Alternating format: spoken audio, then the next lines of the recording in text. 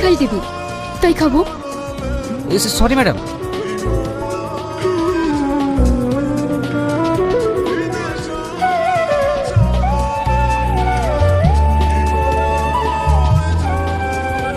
নিন madam. Madam হ্যাঁ,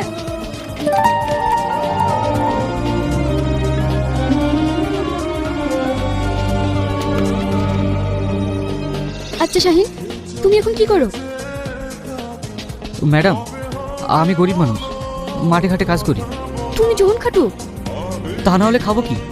বাড়িতে মা, বোনের পড়াশোনার খরচা সবই তো আমাকে চালাতে হয়, বুঝতেই তো পারছেন। না খাটলে চলবে? একটা যদি কাজ পেতাম।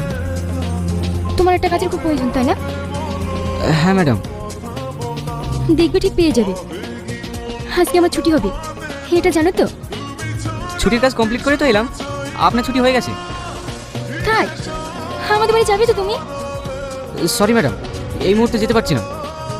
একটা কাজের কথা দিয়েছি তো, সেখানে যেতে হবে। আমি স্যারকে বলে দিয়েছি, উনি আসছে, আপনি ওনার সঙ্গে চলে যাবেন। আমি তাহলে আসছি।